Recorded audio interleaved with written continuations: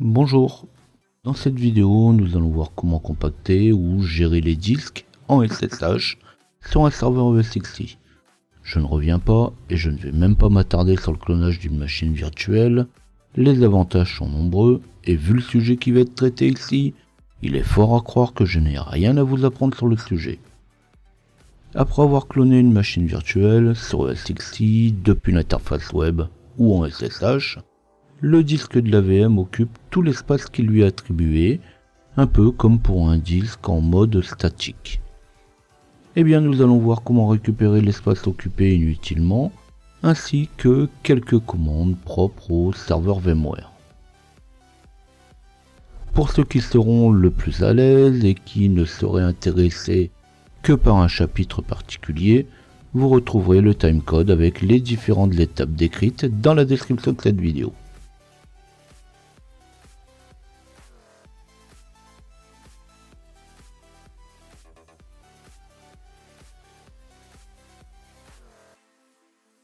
Se pencher sur le SSH sur un serveur ESXi est déjà pas mal.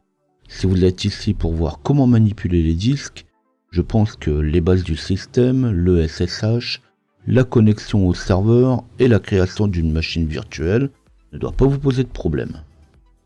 Je suppose que vous saurez vous connecter en SSH sur le serveur et que les commandes de base du shell ne sont pas un souci pour vous.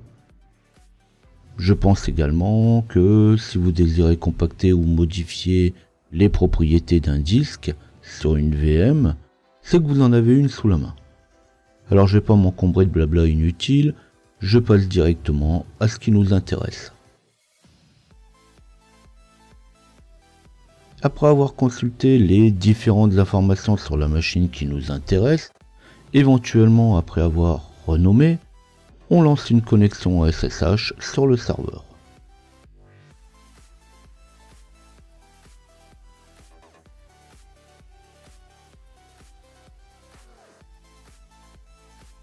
Une fois sur le serveur, je vais directement me diriger dans la banque de stockage pour y retrouver directement la machine virtuelle qui m'intéresse. Alors cette fois, je ne vais pas travailler sur une machine virtuelle, je vais rentrer plus dans le détail en m'attaquant à son disque. De ce fait, je vais donc rentrer dans le dossier de la machine et y vérifier son ou ses disques.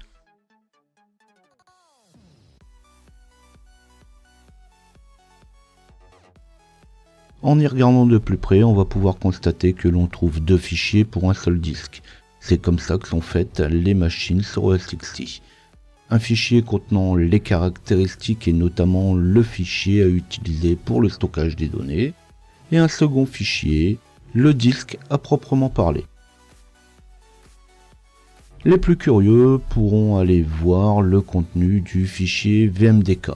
Alors je parle de celui qui porte le nom enregistré pour le disque. Et on verra que ce n'est qu'un fichier texte avec quelques informations qui fait alors référence au fichier flat correspondant. Alors bien sûr tout ceci n'est qu'une question de curiosité personnelle car on va voir que pour nous tout est totalement transparent.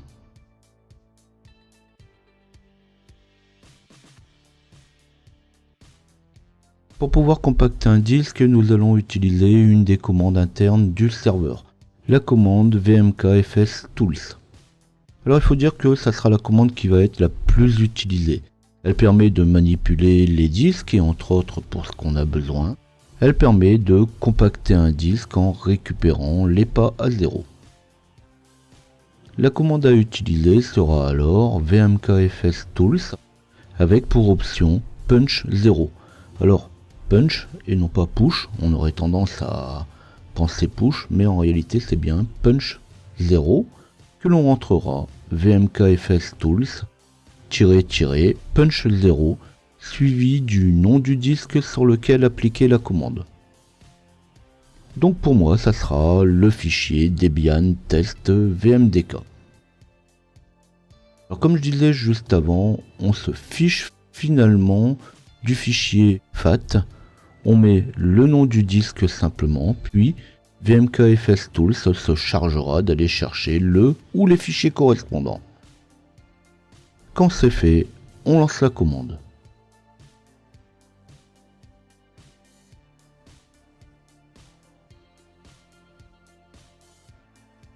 Suivant la taille des disques utilisés, mais aussi leur organisation, la commande de compactage pourra prendre de quelques minutes à plusieurs dizaines de minutes. Bien sûr, les octets les plus lointains seront regroupés au début du fichier. Le compactage va alors générer de nombreuses écritures. Le temps de compactage dépendra alors aussi des performances du ou des disques sur le serveur lui-même.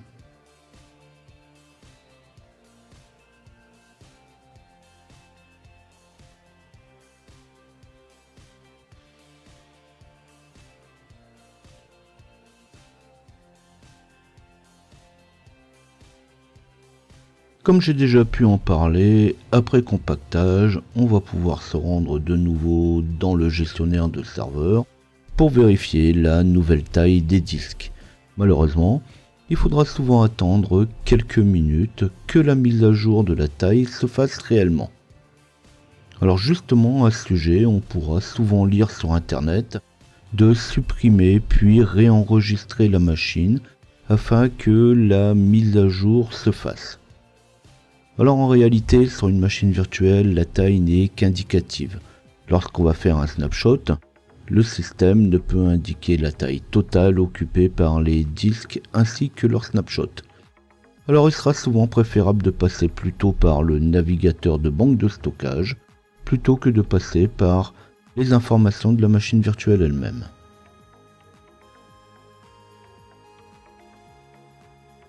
Après quelques minutes d'attente, souvent après avoir utilisé la machine virtuelle, on pourra constater que la taille a cette fois été actualisée. Alors comme ici par exemple, mon disque virtuel aura sensiblement une taille proche du système installé dessus.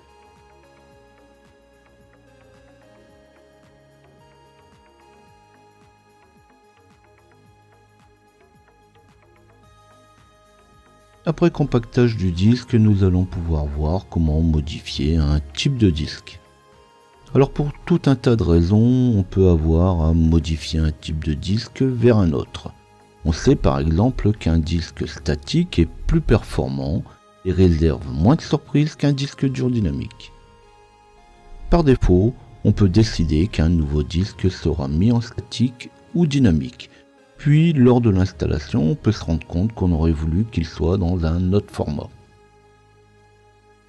Dans le cas où on ne sait pas le faire, on peut toujours rajouter un nouveau disque à la machine virtuelle, dans le format voulu, puis cloner le disque avec un soft quelconque ou une commande comme DD, comme on le ferait sur une machine réelle.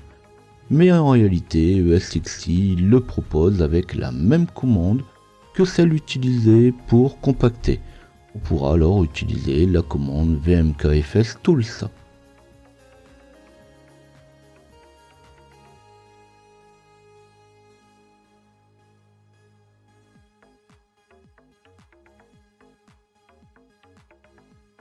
Toujours dans le dossier de la machine, on va de nouveau lancer la commande vmkfs tools, puis on va lui dire qu'on veut faire une copie ou un clone du disque en utilisant le paramètre "-i" vers un nouveau disque en donnant le type avec le paramètre "-d".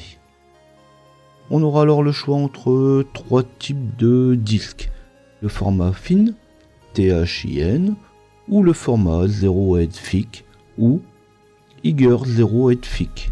Alors je mets les commandes dans la description de la vidéo, ça sera plus facile pour tout le monde plutôt que de devoir épeler les trois types de formats. Donc en gros, on va pouvoir formater le disque en dynamique avec un approvisionnement à 0 ou avec un approvisionnement à 0 différé. Alors chacun choisira ce qu'il a besoin. Ce qui va donner vmkfs tools espace -i, le nom du disque d'origine, -d, le format qu'on veut pour ce nouveau disque et le nom du disque de destination. Quand la commande sera tapée, on pourra la valider et il ne reste plus qu'à attendre que le clone se fasse.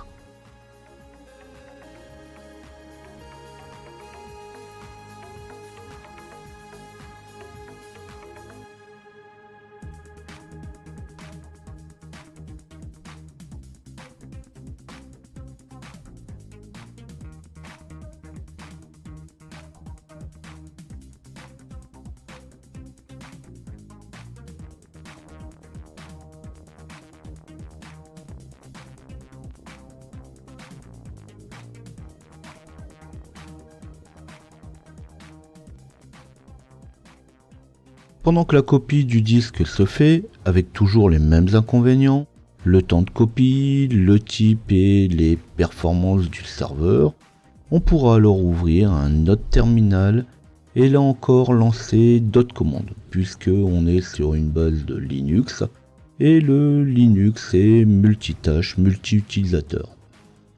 Ça peut justement être l'occasion d'afficher l'aide liée à la commande vmkfstools. Pour afficher l'aide, on l'affichera avec le paramètre "-h majuscule. On peut alors constater que les options ne manquent pas, on pourra y voir au passage les options qu'on vient d'utiliser, et notamment "-i" et "-d". On pourra aussi voir au passage que vmkfstools n'est pas la seule commande fournie par le serveur ESXi, on pourra alors les retrouver en tapant vmk, puis la touche de tabulation qui proposera alors les différentes commandes disponibles, commençant par vmk. Quant à leur utilisation, on pourra alors chercher l'aide au travers du paramètre "-h majuscule pour chacune de ces commandes.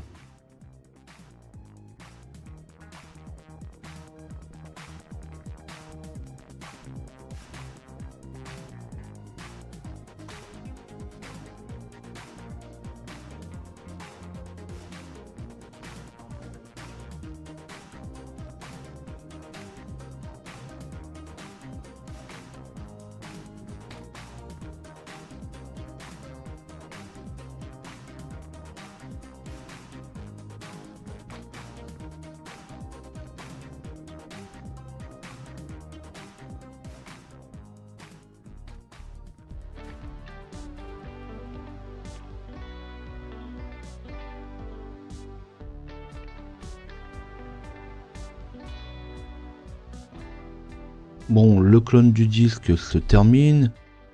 Quand ça sera terminé, il restera encore à remplacer le disque existant dans la machine par le nouveau. Alors ici, je montrerai qu'une seule méthode, en passant par l'interface web du serveur. Les plus à l'aise avec le système pourront très bien le faire depuis la ligne de commande, en éditant le fichier VMX de la machine, puis en remplaçant, à l'intérieur, le disque par le nouveau. Alors bien sûr, on retrouvera aussi sur internet d'autres méthodes encore plus barbares, où on vous parle de modifier le fichier vmdk et puis lui donner référence au nouveau fichier. Mais bon, là c'est quand même un petit peu tiré par les cheveux. Puis si on choisit cette méthode, il suffira de supprimer l'ancien disque, à moins que vous désiriez garder les deux.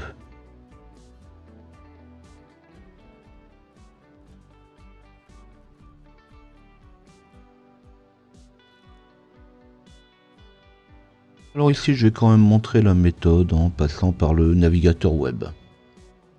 Donc une fois qu'on a trouvé la VM depuis le gestionnaire de machines virtuelles, on pourra alors choisir de la modifier simplement en cliquant sur la machine, puis en sélectionnant dans la fenêtre de gestion de la VM le bouton modifier.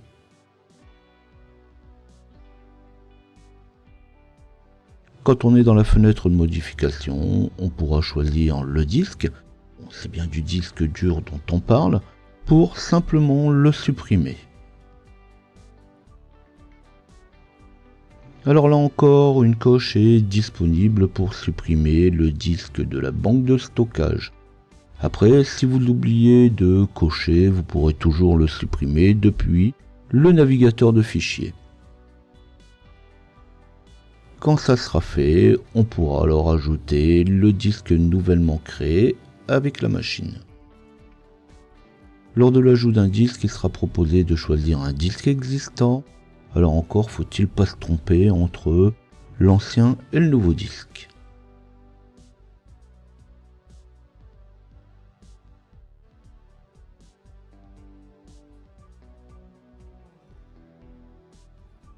Alors comme on vient de le voir, cloner un disque d'un format vers un autre n'a rien de très compliqué.